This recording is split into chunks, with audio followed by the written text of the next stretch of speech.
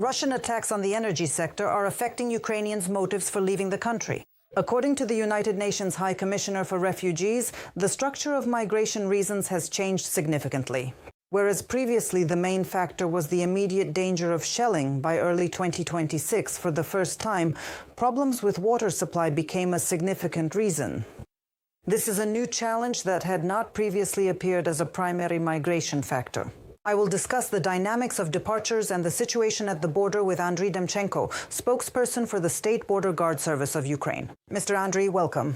Glory to Ukraine. Glory to the heroes. Greetings, Irina. So tell us about the current situation on the border with Belarus. Are you observing increased activity by Belarusian forces in the area of responsibility of the State Border Guard Service brigades?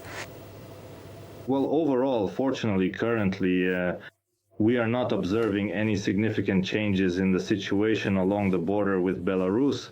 Likewise, there are no visible signs of movement of equipment or personnel on the other side of our border on Belarusian territory that would indicate any military buildup or activity there. But nevertheless, overall, this specific direction remains highly threatening for Ukraine as a whole, and we must continue to strengthen and fortify it further to significantly enhance our defense capabilities. This applies both to engineering measures directly along the borderline in the border area, so that every Ukrainian soldier stationed in this direction from all branches of our country's defense forces has the ability to counter any threat if the situation changes. Now let's talk about the situation further in the rear, about what I mentioned earlier. There is information that these widespread blackouts, the lack of water supply, and the loss of heating are motivating Ukrainians to leave their homes. So tell us, is this true? How has the passenger flow at Ukraine's borders changed recently? How many people cross the border each day? Well, after the New Year and Christmas period ended, the passenger flow started to decline, and right now it is not increasing.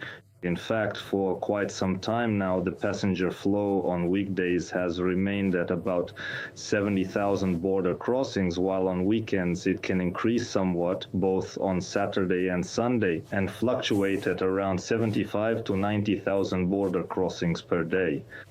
This is a daily indicator, cumulative for both departures and arrivals. At the same time, we do not observe any significant predominance of departures from Ukraine or significant predominance of arrivals into our country.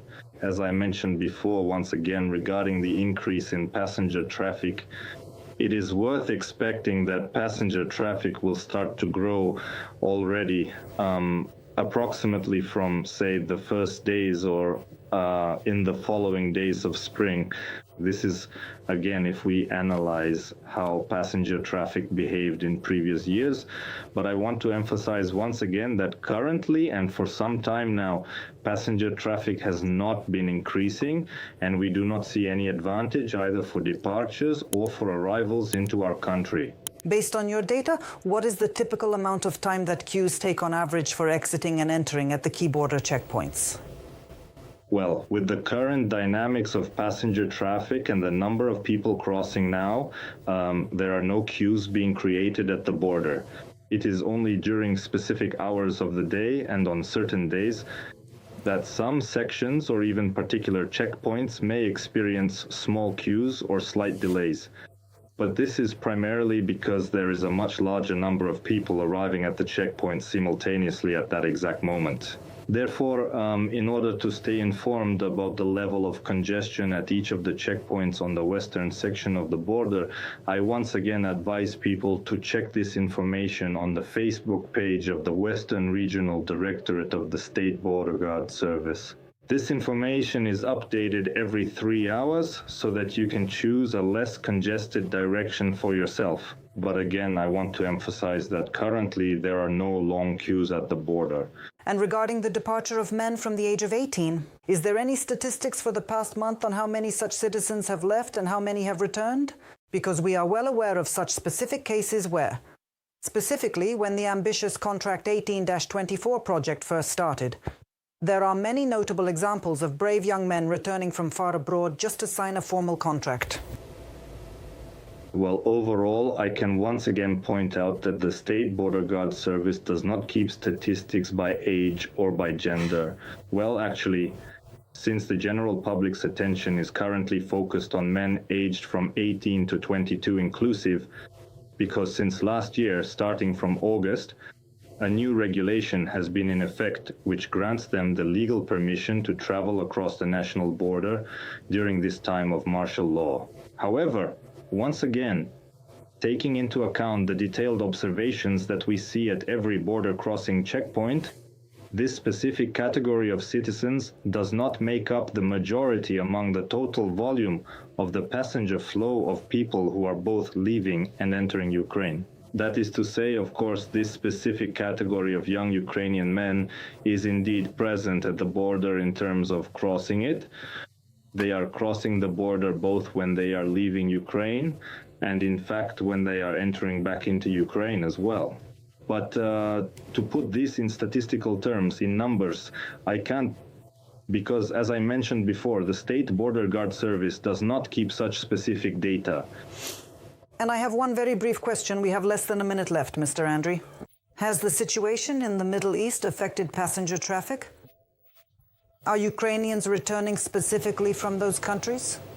Well, we don't actually have the official authorization to ask Ukrainians exactly which countries they are coming from.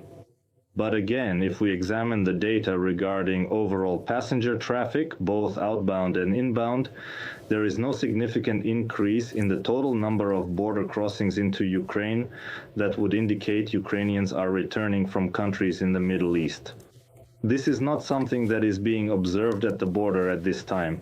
Naturally, of course, I do not rule out that there are Ukrainian citizens who were there and are indeed making their way back home, either through different sections of the border with European countries or through the border with Moldova. However, I should point out that we do not ask Ukrainians about their current locations or the specific regions they are traveling from when they return home.